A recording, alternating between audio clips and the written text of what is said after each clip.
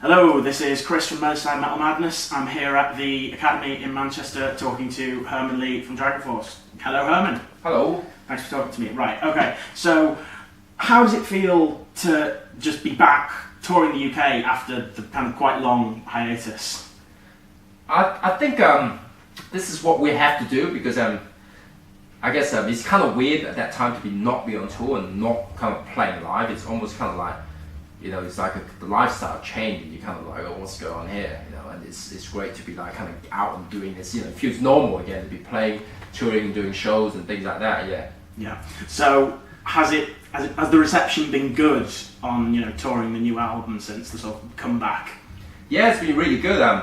It started because it was so cool that we actually started filming some stuff, back in the UK because now the technology and stuff is better, and I'm kind of sick of seeing really bad quality videos of us on YouTube. It's like, when people say, it sounds horrible, well, what do you want to do with a phone, with big PA blasting into it, obviously you can go, so, we filmed some of our stuff and just put some earlier this morning, on the net. Wicked. Alright then, so talking about the comeback now, I understand if you can't go into details, but what can you tell us, if anything, about the split with ZP? I can't really tell you more than what's on the press release before, Okay, fair enough, that is. Okay then, so now, when it came to finding a new single, what made you decide to go for the sort of open audition online rather than just sort of, I don't know, looking for someone, in another band or... Well, we did actually both. So we've asked, other singers from other bands that we know, that we like, and that they're not doing anything, or maybe we'll nick them from another band. And then we also did the audition, and in the end, of everything, Mark came out on top, to be the best suited for the band, the way we're going, the direction we're going. So did you think that the audition would sort of, get anywhere, or was it just sort of a, let's put it out and maybe something will come around? Well, you never really know. You just have to kind of open as many, options as possible and see what happens. I mean, we could have maybe picked someone from another band, but you never know. Just it could be so many different people actually on the auditions that people send us videos. Because there was lots of great singers. Right. Okay, so now you've recorded the album, been touring for a while. Has Mark has he been fully integrated into the band now, or is he, if you get what I mean? I think we're growing together as a band, right? So he's integrated, but we're also integrating with him. It's not just him has to come to us. We have to kind of meet him halfway, and we're kind of growing together, I think. And from the feedback I heard, is that's the best we ever played. Dragonforce live ever. Yeah. So, taking from that, then, would you say that the whole sort of experience of the singer change and the hiatus and the comeback, would you say that has changed you guys as a band? Definitely, having a different member definitely changes the dynamic of the band, the way we work together, the way we communicate, and it's generally, I think things are a bit, we work kind of better as a group right now than we have before. So the way we made the album together, jamming the songs before recording it and all that, is definitely more organic. That's how we did the album. And now we really rehearse, I don't know, 30 times more than we used to. So I'll give you an example. I mean, we've done back in 2006 or something. We did like 1 or 2 rehearsals before a tour.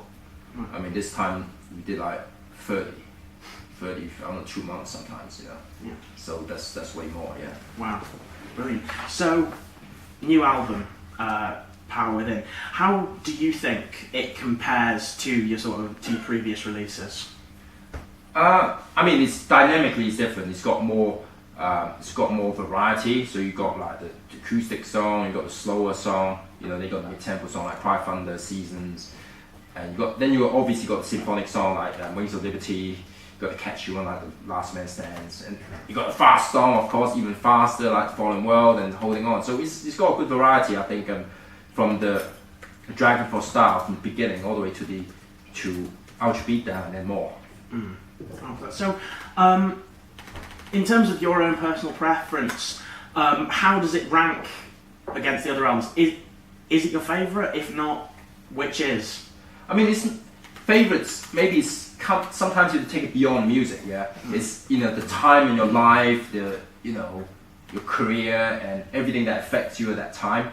Sometimes certain albums of a band, you're always going to like the first album, the one you got into it. Yeah. Because that's the one you remember the most that changed your life. And for me, what changed my life is probably a Sonic Fire song. So for me, that's always going to be probably my personal favorite. Not because it's musically better than all the rest of them, but just that time I had a good feeling about it. But I think the Power Within is definitely in that kind of in that level, because it's kind of like a new chapter. Really felt really re-energized, and kind of the whole band has come together even better when we made that album. Okay, so since you sort of come back, as it were, have you got the feeling that you have you felt like you have a need to sort of build yourselves back up since going away about 18 months ago, or has it been just sort of quite an easy comeback of people sort of just been holding your place for you? I think we have to. There's a little bit of fighting back for our place as well, definitely. Then the music industry have changed so quickly, and people move on so quickly. People forget things pretty quickly. It seems like these days, and some people forgot we didn't even know we had a new album out. So, but slowly now it's gradually coming back again. Just like people, oh, Dragonforce, they're back. Wow, I love the new album. So, we expected that anyway. It's just 4 years between albums. It's a long time. Do you think that you'll ever get to the stage with Dragonforce where you manage to win over the people that that tend to dismiss you as a bit of a parody band? Some people just never gonna like certain types of music. But I think there are people that change their mind. They like you now and they didn't hate you before, and there's people that like you before and hate you later. There's nothing you can do about it. Just human nature. All we can do is play the best music we can, and always have fun doing it and then make an exciting show. Okay, so kind of running out of time. Last question.